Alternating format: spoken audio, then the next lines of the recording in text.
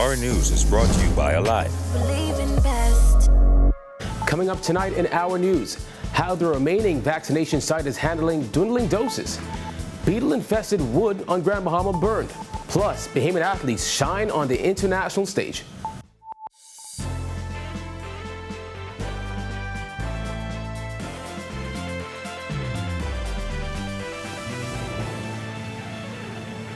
Welcome to Our News, and thank you for joining us. I'm Kyle Joaquin. Topping news tonight, in light of dwindling doses of the COVID-19 vaccine, officials cut the number of vaccines being administered at Loyola Hall today by 20%, according to Brent Simonet, who is a crowd volunteer at the only site administering the vaccine on your Providence. Simonet said the vaccination team has had to be brutal in recent weeks as doses run low. Here's Jasmine Brown. Simonet was candid in his comments this morning as he revealed what officials have had to do to make sure the vaccines that they have are stretched. We have to be brutal about it, and some people are offended about it. If your appointment date is not today and you're traveling or whatever, we just cannot help you. Those are our instructions from the higher authorities. Simonet says it remains unclear if the site will reopen on Thursday, as it all depends on whether the Bahamas will finally receive its third tranche of vaccines from the COVAX facility next week. That means that after today, COVID-19 vaccinations may go on pause until additional supplies are delivered. The Bahamas is not the only country that has had issues with getting vaccines. PAHO officials have repeatedly said vaccine inequality has been a hindrance to countries in the region. The Prime Minister announced we had 3,460 or whatever the number were a couple weeks ago. We're doing about 600 a day here. Today we'll do 480 or something like that. So if you take 3,400 and divide by 600, it's 7 days, roughly. And that was last week. So we're running through this week. The Prime Minister announced, I think the other night, the AstraZeneca from COVAX did not come in this week. Simonet adds that people are unable to make appointments because of the limited number of doses left. In the last few weeks, dozens of people who showed up at Loyola Hall on Gladstone Road without an appointment were turned away. Simonet said the matter can't be helped. However, he said on occasion some walk-ins have been accommodated based on turnout. This program changes nearly every day, depending, and sometimes by the hour, depending on the number of vaccines. So I think the beginning of this week, we opened up for first doses by appointment. We were able to take some first doses without an appointment. Because of the shortage of vaccines, we are back to first doses by appointment, no walk-in first doses. Outside the center today, there was no crowd. Inside, dozens of people were patiently waiting to get vaccinated. Simonet says on average it takes about 40 people to run the center. On Wednesday, Prime Minister Dr. Hubert Minnis said over 100,000 people have received at least one dose of the COVID vaccine in the Bahamas. He said the government has been trying to move heaven and earth to get additional doses. The Bahamas is expected to receive 33,600 AstraZeneca doses next week. We are not open on Monday for the holiday, Tuesday or Wednesday. We hope to be open on Thursday, depending on whether the latest shipment from COVAX comes in. Reporting for Our News. Well, loads of beetle-infested lumber brought into Grand Bahama on board a cargo ship are in the final stages of incineration, according to one official on the island. This as environmentalists question how it even happened.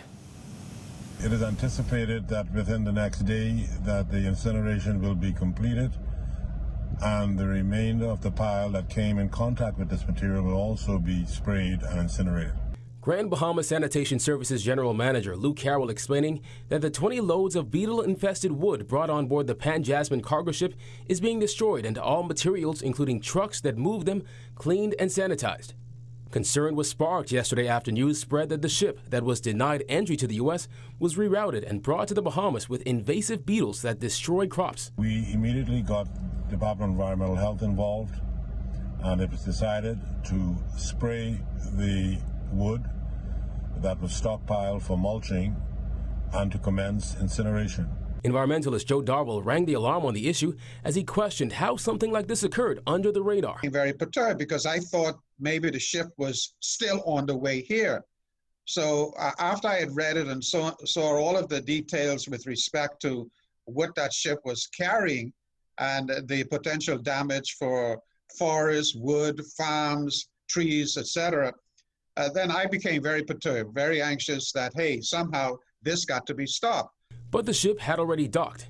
Darville demanded an explanation on how something like this happened. We as a sovereign nation should be able to reach out to them and bring them to actually answer for this particular predicament that they've put upon us. Bahamas National Trust Executive Director Eric Carey says while he was glad to see the matter addressed so quickly, it is concerning that the ship even docked and the wood offloaded. Obviously, there are lots of concerns that we have with respect to how did it happen, and no one's really interested in assigning blame. I just need to know how did it happen so that we could prevent this from happening in the future. We hope to God that we were quick enough with the action that we were able to contain it, and the beetle has not escaped, and that the wood is actually being destroyed. Well, Environment Minister Romuald Ferreira says an investigation is underway. He said any action taken by the government will be based on the findings of that report. Royal Caribbean Cruise Lines confirming that 6 guests on board Adventure of the Seas tested positive for COVID-19 during routine check of all guests before returning to its home port in Nassau. According to a statement, 4 of the guests who are not traveling together are fully vaccinated. 3 are asymptomatic, while 1 reportedly has mild symptoms. Meanwhile, 2 of the guests are unvaccinated minors and are asymptomatic. The statement said the guests were immediately quarantined and their immediate travel party contact traced and tested again. The guests disembarked on Grand Bahama and were flown home via private transportation. This is the second reported occurrence of positive COVID cases on board the ship since it began home porting in Nassau. Well, day 1 of track and field kicks off in Tokyo, and another Bahamian, Jones, in the NBA. Marcellus Hall has the latest in sports.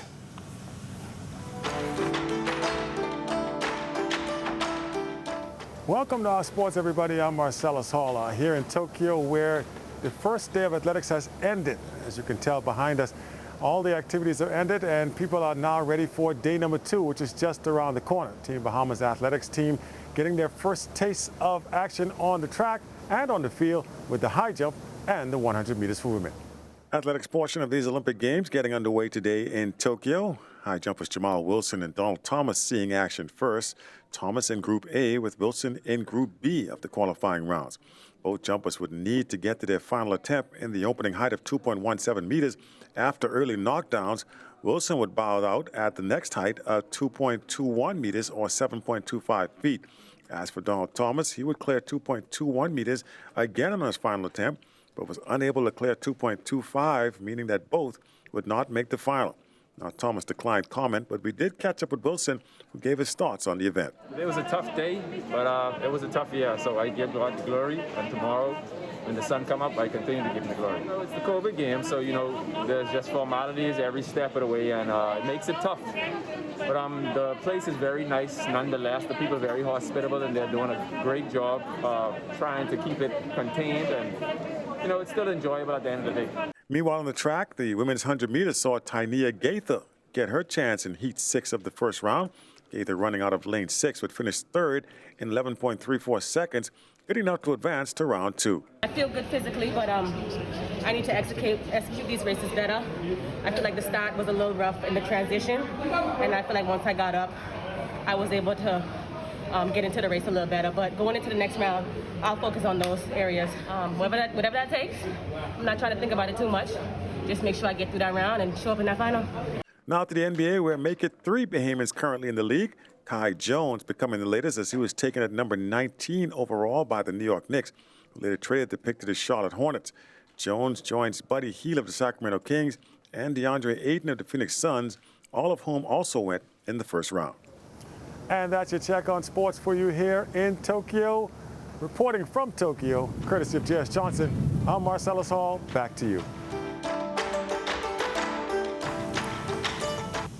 Mostly sunny and pleasant conditions to kick off the long holiday weekend. Greg Thompson has the latest.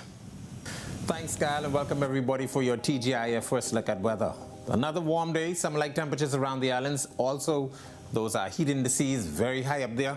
83 degrees outside our studios right now. Few clouds. We're calling it a bit hazy because we still have some Saharan dust hanging around. Very light winds out of the southeast at 5 knots, and your feels-like temperature in the mid to upper 80s. Quiet around the islands once again as that ridge of high pressure building across our area continues to dominate. Some spotty showers across the extreme northern islands. Those showers will continue to dissipate as the evening goes on. That's your first look at weather. Your extended forecast is still to come. Still to come, why the PLP leader says the Prime Minister has no plan to tackle a surge in cases. Plus, calls for Bahamians to obey COVID rules. Stay tuned.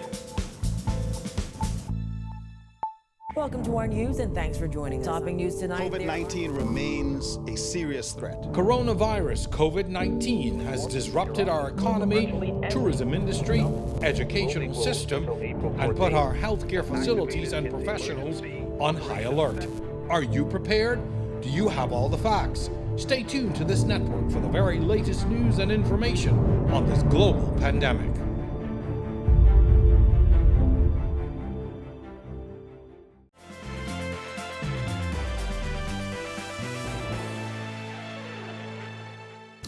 As the country confirmed 132 new COVID-19 cases, opposition leader Philip Davis slamming the Prime Minister's national address, which he says revealed the Minister administration has no plan to address the current crisis. Here's Berthany McDermott.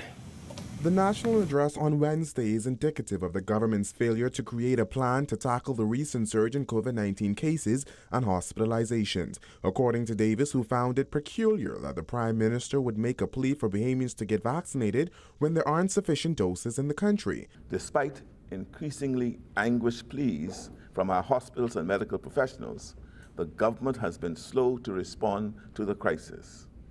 The Minister government never seems to have a plan. Instead of thoughtful and comprehensive preparation, they prefer to react and improvise.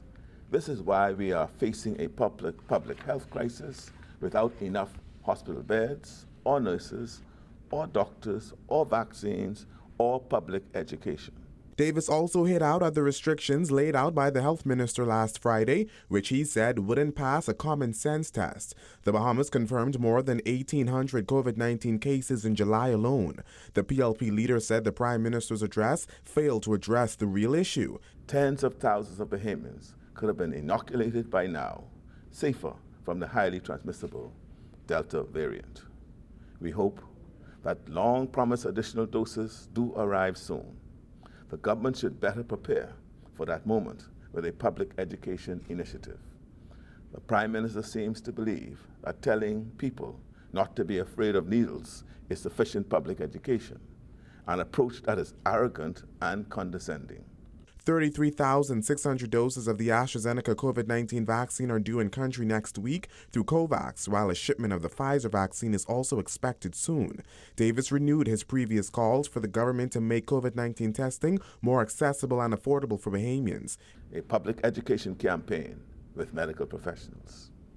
A risk mitigation initiative to make workplaces, churches, homes, and schools safer. Meaningful consultation and cooperation with local medical professionals who have been ignored. Urgent reevaluation of the policy permitting entry to vaccinated travelers without a negative COVID test. Partnership with the private sector to bring in vaccines, including additional Pfizer doses. Reporting for Our News, I'm Berthany McDermott. Free National Movement MP Brent Simmet is expressing support for the state of emergency to be extended beyond August 13th. However, he insists there is no need to tighten the current restrictions. I think once people obey the restrictions in the emergency orders, we will be okay. The country recorded over 1,800 new COVID-19 cases this month. He added there needs to be strict enforcement of safety measures. The authorities need to enforce stringently, draconian, the restrictions. And Bahamians have to understand it is for their own good. I mean, we can't just do our usual suck teeth, child, or whatever we like to say. They are for our own good. And so to give everyone an example, I'm fully vaccinated. I'm out here seeing hundreds of people a day. I'm COVID-free. And that's proof that it works. Still to come, voting safely in a pandemic. Plus, the Haiti travel ban has some people asking, what now? Stay tuned.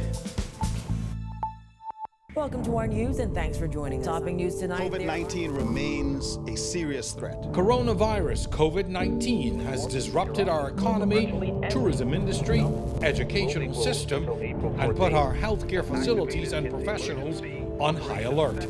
Are you prepared? Do you have all the facts? Stay tuned to this network for the very latest news and information on this global pandemic.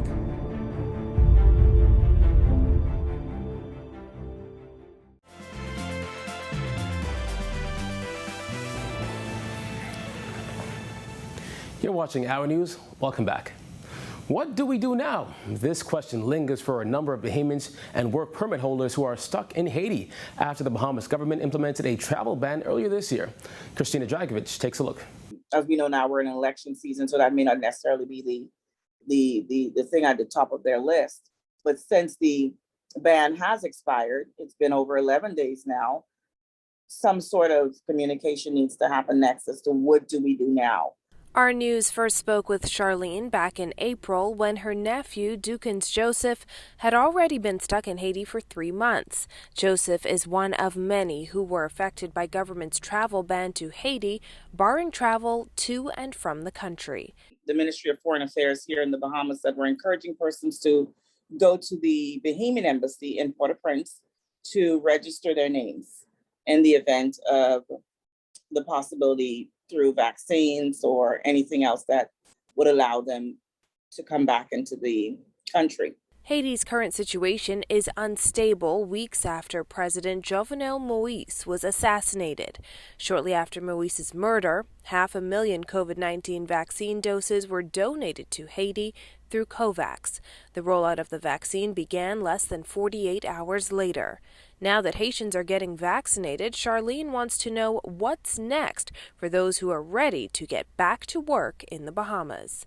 The hope would have been to get some sort of communication from the airlines or from the government as to, okay, here's our projected or our possible date of when we can resume travel because you now have access. COVID-19 cases are rising with a 7-day average of cases at 64.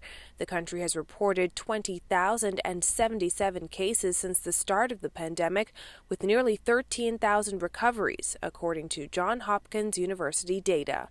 According to Our World in data, Haiti has administered 4,526 doses of the COVID-19 vaccine so far. 341 are fully vaccinated. The government's travel ban remains in effect. Emergency powers, however, are set to expire next month. Reporting for Our News, I'm Christina Dragovich. What will voting during a global pandemic look like? With the general election nearing, the acting parliamentary commissioner explains that your experience may be a bit different this time around. And what we're looking at where premises permit is to seek to space out some of the polling stations in such a way where we can minimize the amount of lines. When election day comes and Bahamians head to the polls, the experience will be somewhat different. With COVID-19 still a major concern, acting parliamentary commissioner Lavardo Duncanson says there has to be changes. For starters, the amount of people at each polling station. The persons are finding themselves having to interact. For the advanced poll, for example, there was congestion previously. We're looking at multiple locations for the advanced poll. The scene at the advanced polling station in 2017 was chaotic, with people pushing and shoving to get inside one door. Thousands of voters are now eligible to take part in the advanced poll because of amendments to the Parliamentary Elections Act. And Duncanson says this number doesn't even include uniformed officers. What we are seeking to do is to ensure that we separate, we segment, we break up the actual polling stations in such a way where we can accommodate individuals. The advanced poll can prove to be a beneficial opportunity, especially for those persons 65 years and over, so that we can assist with reducing the amount of persons on election day. Duncanson says while the department is still mulling through its plans, strict COVID-19 protocols will be in place, which include social distancing for even those from political organizations working, as well as sanitizing stations. The intention is to hold a meeting with stakeholders, and when we say stakeholders, we're speaking about political organizations, so that they are aware of what our plans are. And so we are continuing to make adjustments as the circumstances dictate. Still to come, candidates kick their campaigns into high gear. Stay tuned.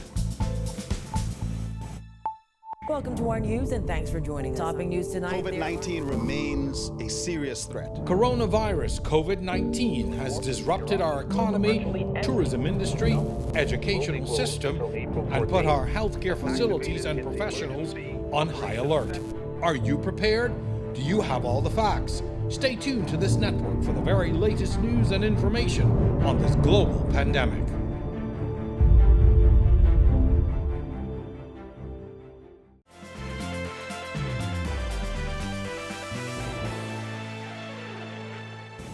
A long holiday weekend ahead of us, but what kind of weather can we expect?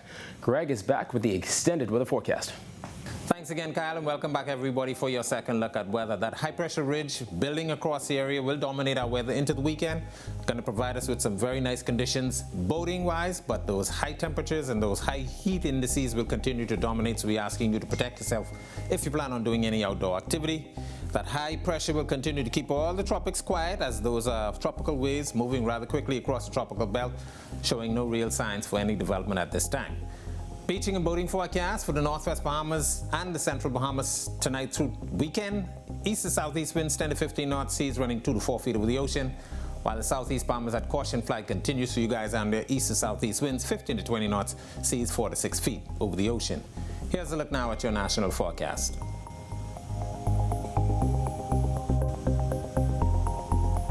A look now at your extended forecast through Wednesday.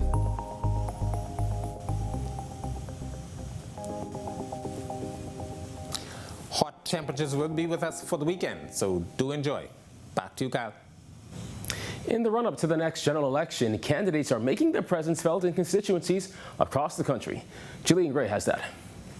With the next election looming, candidates are beefing up their campaigns as they say this election is one of the most important to date. This election is definitely about people. Our people are feeling disillusioned. They have felt betrayed. They feel like no one really listens to them.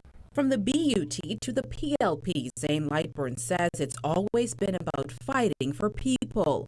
We have 40,000 people unemployed, 40,000 plus.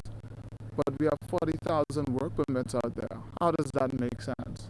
So we have to take a look and do a proper audit of our country in terms of our skills, make sure that we fill skills gaps so that our people have more opportunity when it comes to jobs. He's not the only political newcomer looking to make a difference. Keno Lockhart, the Bain and Grantstown candidate for the DNA, stood in front of his father's gas station in the heart of the community, declaring that it's time for something to be done about crime. And I think that the pronged approach that we've been taking in terms of buying more vehicles and buying more photo cameras and so forth, yeah, it's a good one. But actually we need to start from the ground up. We need to build our children in these communities. After losing both parents as a teenager, Lockhart says he was in a dark place, but through community programs and higher education, he was able to pick himself out of the slum. He wants to do the same for the residents of his constituency. We got 30 tablets. We came and I distributed them throughout the community. You know, I want to help. This is just not for me, but this is for the community.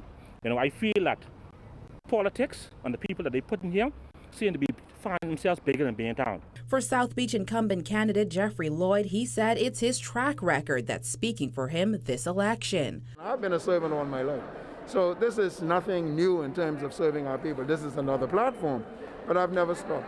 So I became elected in May of 2017. I took a few months off and then we went right back to work.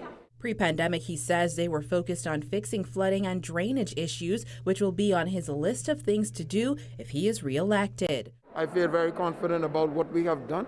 I made promises. We have fulfilled those promises. In the case of the drain issue and the flooding, we have been able to clean out those. We have not put down as many as we would have liked, naturally COVID and funding and so forth. Now, as these candidates continue on the campaign trail, one message remains consistent. They're encouraging every Bahamian to register and exercise their right to vote. Reporting for Our News, I'm Jillian Gray. Well, thank you for joining us for Our News tonight. On behalf of the entire team, I'm Kyle Joaquin. We will see you right back here for Our News Weekend tomorrow night with George Bain. Have a good Friday evening, Bahamas.